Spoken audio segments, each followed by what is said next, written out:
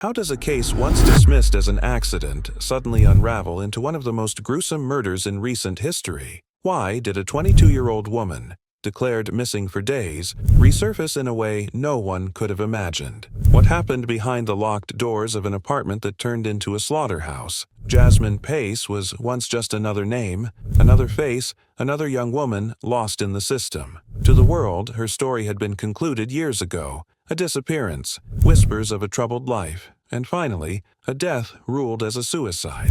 But some stories refuse to stay buried. Now, years later, the truth is forcing its way back to the surface. A case dismissed as self-inflicted has re-emerged, tearing open old wounds and revealing an even darker reality. This is not a story of a tragic mistake. It is a story of deception, brutality, and the horror that was hidden in plain sight. Jasmine was never just another lost girl. She was hunted. She was silenced. And now, the walls of secrecy built around her murder are beginning to collapse. The truth is coming. The horror is real. Do you have the stomach to face it? The last goodbye. The night of November 22nd, 2022 was supposed to be like any other. Jasmine Pace left her mother's home in Chattanooga, Tennessee, just before 11:30 p.m., driving her white Chevy Equinox into the darkness. No one knew then that this would be the last time she was seen alive. Thanksgiving was just around the corner, and her family expected her to be there. But the next day,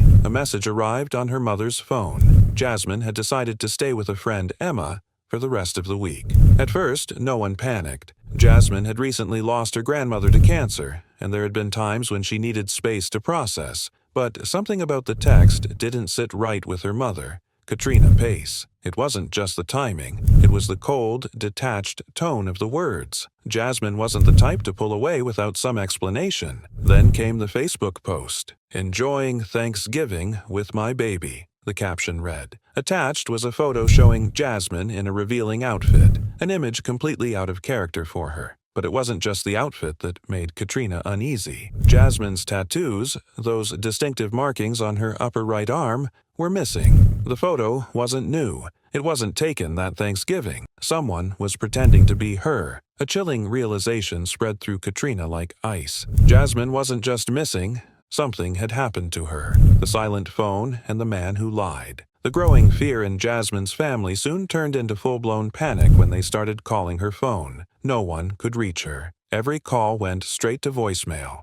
Desperate for answers, Katrina Pace accessed her family's phone plan, tracking Jasmine's call records. Something strange stood out. A long phone call, lasting over an hour, made on the night of November 22nd. A single number kept popping up. Katrina dialed it. A young man answered. His name was Jason Chen, a computer science student at the University of Tennessee at Chattanooga. Jasmine had met him on Bumble. They had been seeing each other for a few months, but the relationship had never been serious enough for her to introduce him to her family. Katrina didn't waste time with pleasantries. She asked the only question that mattered. "Have you heard from Jasmine?" Jason hesitated. Then he responded, "Not for days," he said. "The last time we talked, it was only for a few minutes." Katrina's heart sank. She knew he was lying. Her daughter had spoken to him for 71 minutes on the night she disappeared. Jason Chen wasn't just the last person to talk to Jasmine. He was hiding something. And Katrina wasn't about to wait for the police to act. She was going to find her daughter, dead or alive. The hunt begins. Katrina Pace refused to let her daughter's disappearance become another unsolved case buried in police files. If law enforcement wasn't going to act quickly, then she would. Using the GPS tracker from the My Chevy app, she pinpointed Jasmine's vehicle. It was parked outside the Signal View condominiums on Mountain Creek Road, a place Jasmine had no known connections to. The moment Katrina arrived, she knew something was off. The driver's seat was pushed all the way back, far beyond the reach of her petite 5 feet 2 inches frame. Someone much taller had been the last person to drive her car. Without hesitation, Katrina called 911. Police arrived, took a report, and then left. No search, no urgency, no answers. That was their mistake. Katrina wasn't done yet. She and her ex-husband, Travis Pace, knocked on every door in the condominium complex, desperately asking anyone if they'd seen Jasmine. No one had. Then a break came. One text message. It was from Jasmine's phone, sent to Katrina at 2:18 a.m. on November 23rd. There were no words, just a dropped location pin. It led them to 110 Tremont Street, a new place, a new lead, and, as they would soon discover, the scene of a nightmare, the apartment of horror. Jasmine's last message had been a desperate cry for help, a single pin drop, sent in the dead of night. The address led to 110 Tremont Street, a small apartment complex tucked away from the main roads. Katrina and Travis didn't waste a second. They drove straight there, knocking on every door, asking every resident if they had seen or heard anything. One apartment stood out, apartment 210. No one answered. Neighbors recalled hearing a violent disturbance in the early hours of November 23rd, a woman's scream, running footsteps, and a door slamming shut. The noise had been intense enough to wake people from their sleep. The apartment belonged to Jason Chen. The name hit Katrina like a punch to the gut. The same Jason who had lied about speaking to Jasmine. The same Jason who was the last known person to talk to her. Somehow, Katrina and Travis managed to get inside. The first thing they noticed was Jasmine's belongings. A small travel bag sat on the kitchen counter, untouched. Inside a drawer were her driver's license and credit cards. A notebook with Jason's name scribbled on it lay near the entrance. Then came the second thing, the smell. A sharp, artificial odor of bleach filled the air. Cleaning supplies were scattered about. It was clear. Something had been scrubbed clean. Something Jason didn't want anyone to see. And then, the third. Dark stains on the hardwood floor. A thick, reddish smear in the bathroom. Carpet fibers that looked drenched. The signs were unmistakable. Blood. It wasn't just a bad argument. It wasn't just a disappearance. Jasmine had bled here. A lot. This was no longer a search for a missing person. This was a murder scene. The evidence of a monster. Katrina called the police again. This time, she wasn't going to be dismissed. Chattanooga police arrived at 110 Tremont Street for the second time. But this wasn't just a missing person case anymore. It was a crime scene soaked in dark secrets. Officers walked into apartment 210 and saw everything Katrina and Travis had already discovered. Jasmine's personal items left behind, the overpowering smell of bleach in the air, and the dark stains on the floor that hinted at something far worse. Then the details began to unfold. On the living room floor, dried blood had settled deep into the cracks of the wood. In the bathroom, spatter on the walls told a silent, brutal story of violence. On the bedroom carpet, more blood. Soaked deep into the fibers, a haunting, undeniable sign of a savage struggle. The crime scene unit was called in. They sprayed Blue Star, a forensic chemical used to reveal traces of cleaned-up blood. The results were immediate. The hallway lit up. The walls glowed. The floor came alive with the remnants of a struggle. Jason Chen had tried to cover his tracks, but he had failed. Police turned their attention to the dumpsters outside. Inside, they found 2 white sneakers and a pair of blue trousers, all stained with blood. Back in the apartment, investigators focused on the bed. At first, it looked normal, unremarkable, but when they moved the furniture, they discovered what Jason had desperately tried to hide, a massive stain beneath the bed. Blood had pooled in a single spot, and sitting on top of the bed, almost as if it had been left in a panic, was a kitchen knife. This wasn't just an accident. This wasn't a fight that got out of hand. This was an execution. Jason Chen hadn't just killed Jasmine. He had slaughtered her, the quiet moves of a killer. The investigation had barely begun, but already the pieces of the puzzle were starting to come together. Police began reviewing surveillance footage from around the area, hoping to trace Jason's every move. What they uncovered was chilling. Jason Chen had been careful, calculated, and cold. The footage showed Jasmine's Chevy Equinox entering the parking lot of the condo complex around 8:30 p.m.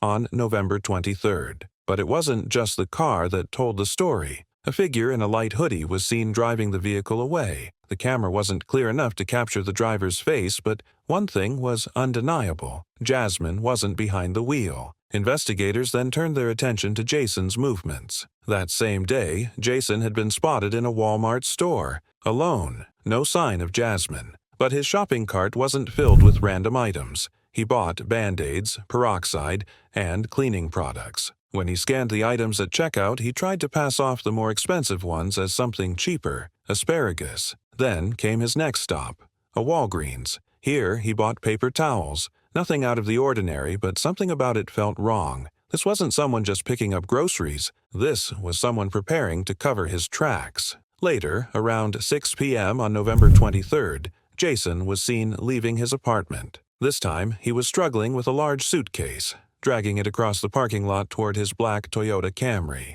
The suitcase was heavy, the kind of heavy that makes your heart race when you realize what might be inside. But Jason didn't stop there. He made one final stop, Suck Creek Road, a desolate stretch of land along the riverbank. At 7 p.m., a witness reported seeing him unload the suitcase and throw it into the riverbank. This was the moment. This was where Jasmine Pace's body would finally be found. The final discovery. December 1st, 2022, the riverbank at Suck Creek Road was about to reveal its darkest secret. Investigators, following the damning trail of Jason's movements, finally arrived at the location. The air was cold, the ground wet, and the river murmured softly as it flowed past. It was here, just off the bank, that a large black suitcase had been dumped, hidden, forgotten, but not for long. As investigators carefully approached, the weight of what they were about to uncover settled heavily in the air. The suitcase,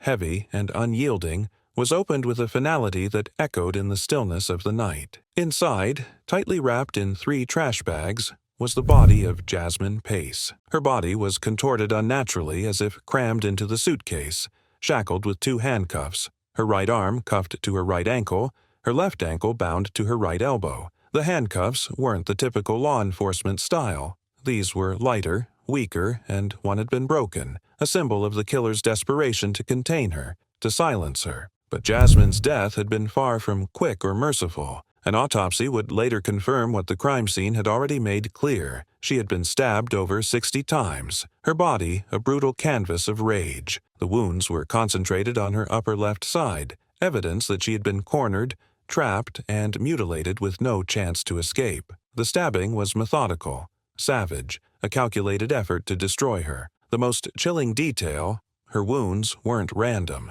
They were focused in one area, almost as if the killer wanted to make sure she suffered, to prolong her agony. These marks weren't just signs of an attack. They were signs of torture, a deliberate and calculated effort to inflict pain. Jason Chen had taken everything from Jasmine, her life, her dignity, her future, and he had discarded her, like a piece of trash. But Jasmine's story wasn't over. Her family wasn't about to let this brutal act of violence fade into the shadows. The lying killer. Jason Chen had carefully constructed a web of lies around his involvement in Jasmine's death, but as the police dug deeper, the truth began to unravel, one lie at a time. When officers searched Jason's home on December 1st, they found something chilling in his backpack, a collection of handwritten notes. These weren't just random scribbles. They seemed like an attempt to prepare for his inevitable police interview. In one, he wrote that he had last seen Jasmine on November 19th, days before her disappearance,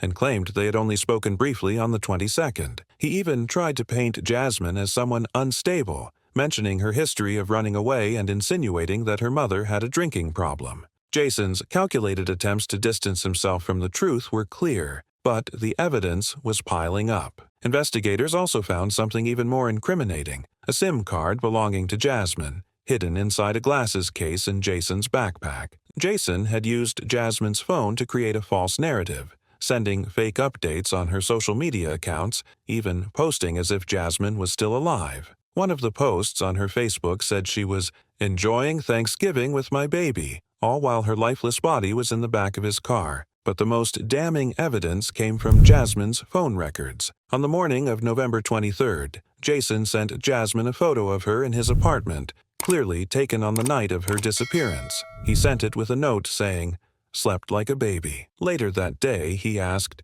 "Are we still good for dinner tonight?" The photo's metadata revealed the shocking truth. It had been taken 2 years prior, showing just how far Jason had gone to cover up his crime. When police examined Jason's phone, they found even more incriminating details. He had used Jasmine's phone while he was at Walmart, despite being caught on camera shopping alone. The data from the phone placed it with him. He had taken Jasmine's phone with him to cover his tracks. Jason's every move was being tracked now. His attempt to create an alibi was crumbling before his eyes. He had visited Walmart and Walgreens, buying cleaning products, trying to erase the mess he had created. But the digital footprints didn't lie. He had used Jasmine's phone while attempting to delete every trace of her. But no lie could shield him from the truth that was fast catching up. The heart of the case: Jason's dark intentions. As the investigation neared its final stages, the pieces of the puzzle began to form a terrifying picture of Jason Chen's true intentions. The more investigators uncovered, the clearer it became that Jasmine's murder had not been a spur-of-the-moment act. It was premeditated, a carefully planned act of violence designed to conceal his horrific actions. The evidence from Jason's apartment was damning: bloodstains, signs of a violent struggle, and the unmistakable traces of cleaning attempts that could never truly erase the horror of what had taken place. Jasmine hadn't simply been a victim of a random outburst or a fit of rage. This was a cold, methodical act, carried out with the sole purpose of silencing her forever. One of the most chilling pieces of evidence was found in the brutality of Jasmine's injuries: 60 stab wounds, each one a horrifying sign of the savagery of the attack. The wounds were concentrated on her upper left side,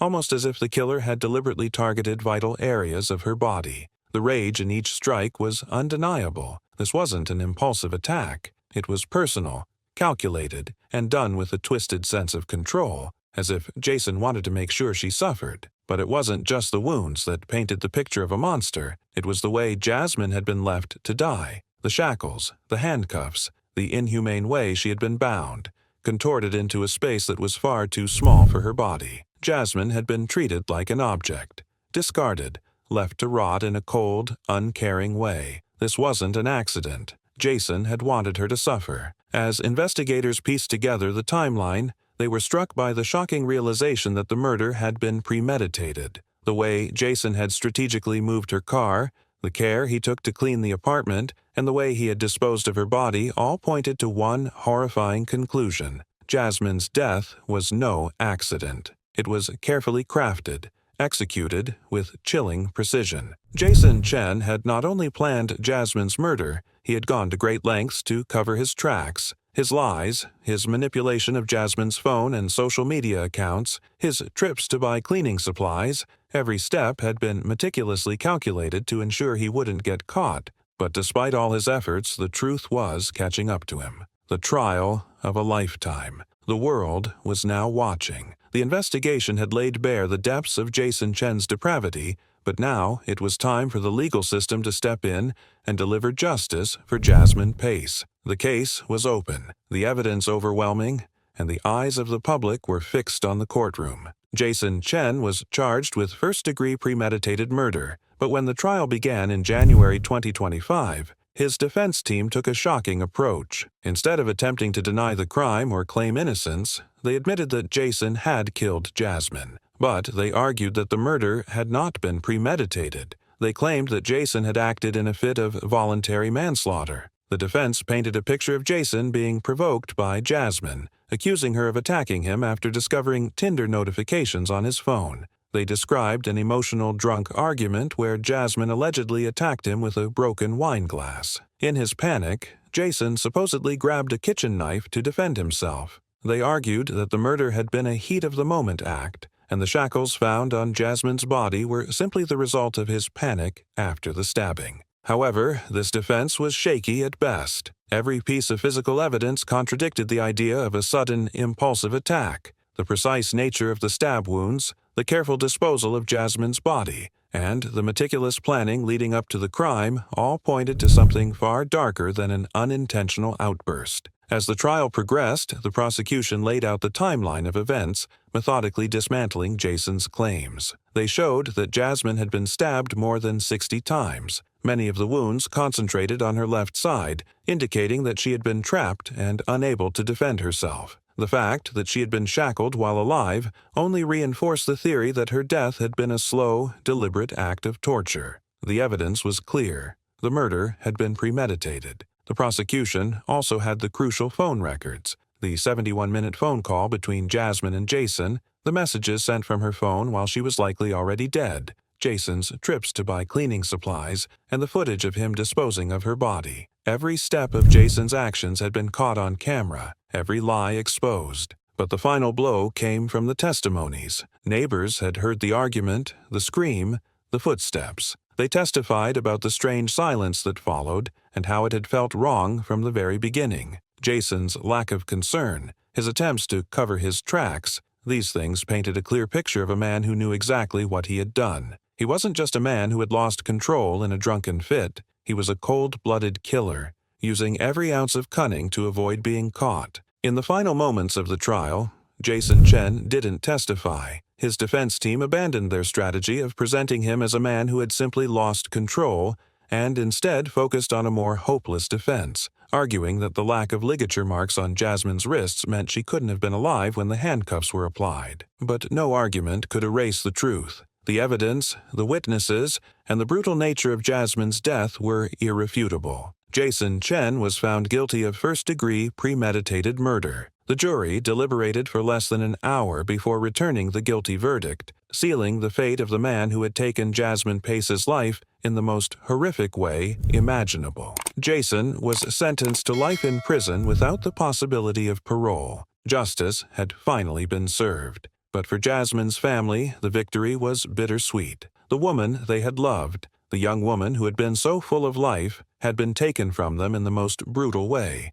But Jasmine was not just a victim. She was a symbol of courage, of strength, and of a family's unwavering fight to uncover the truth, no matter how much darkness they had to face along the way. The aftermath and the legacy of Jasmine Pace. Jasmine Pace's tragic death cast a long, unshakable shadow over her family, her friends, and the community she had once been a part of. For those who knew her, the trial and conviction brought a sense of justice, but no amount of legal retribution could ever erase the brutal way she was taken from the world. Her parents, Katrina and Travis Pace, fought relentlessly for the truth. In those early days when the police investigation had stalled and authorities had classified her death as a suicide, it was their tireless determination that kept the search alive. They refused to accept the verdict imposed upon their daughter without knowing the real story, the truth behind her death. But no matter how many times they went to the police, no matter how many doors they knocked on, it felt as though the world was moving on while their daughter's life was being discarded as a simple mistake. And when they uncovered the horrifying truth in Jason Chen's apartment, it felt like an even greater betrayal, not just of Jasmine, but of everything they had ever believed about justice. It took months of dogged persistence to expose the nightmare he had orchestrated. Throughout the trial, Katrina had kept her emotions tightly locked away, but when the verdict was read, the dam finally broke. The pain of losing her daughter had already been unbearable, but to see the man who had murdered her sitting there, showing no remorse, was a different kind of suffering. Justice had been served, but there was no celebration, only grief, only loss. Jasmine was remembered by her family and friends not as a victim, but as a vibrant, loving, and caring person who had so much to offer the world. She had been a devoted aunt to 2 nieces, a godmother to a young boy, and had dreamed of becoming a mother herself. She often talked about the kind of mother she would one day be and how much she loved animals, especially her beloved 4 cats. Her kindness and love for her family were the cornerstones of who she was. To those who knew her best, Jasmine's smile had been a light in the lives of others, a light that Jason Chen had extinguished with shocking violence. But in the wake of her death, Jasmine's spirit continued to shine through the people who loved her. They shared her story with the world, reminding everyone of the kind-hearted soul she had been and the devastating loss they now faced. The Pace family would not allow their daughter's memory to be defined by the brutality of her death. They made it their mission to speak about Jasmine the way she deserved, as a person full of potential, love, and warmth, who had been cruelly taken from them far too soon. But there was something more Jasmine's family needed to do. They filed a wrongful death lawsuit against Jason Chen's parents, accusing them of harboring their son and providing him with money and resources after Jasmine's murder. It was an effort to hold accountable not just Jason, but those who had supported him, even when they knew the truth. The pain of losing a loved one is one that never truly fades,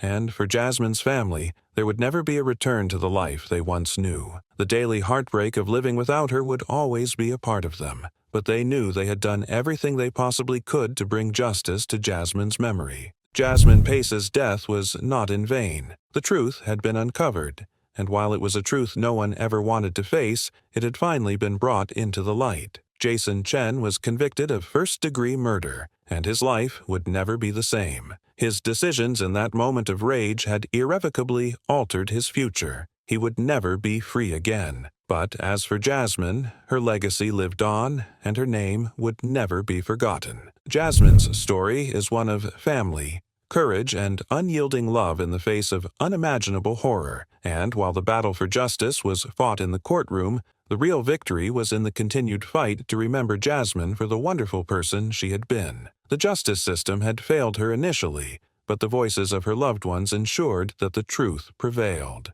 Justice served, but the pain lingers. Jason Chen's conviction marked the end of a brutal chapter in the family's life, but it did not bring the closure they had hoped for. While the courtroom had delivered a sense of justice, a guilty verdict and a life sentence without the possibility of parole, the wounds left by Jasmine's death could never truly heal. For Katrina and Travis Pace, there were no real winners in this fight. The pain of losing their daughter to a man who had shown no remorse or humanity was something that time could never ease. The months of searching, the lies, the endless battles with the system, it all led them to this moment. But the moment felt hollow. No victory could undo the destruction Jason had caused. Their daughter, the girl they had raised with so much love, the woman they had watched grow into a fierce, kind, and vibrant individual, was gone. And the man who had taken her life would never face anything close to the agony Jasmine had endured. In the aftermath of the trial,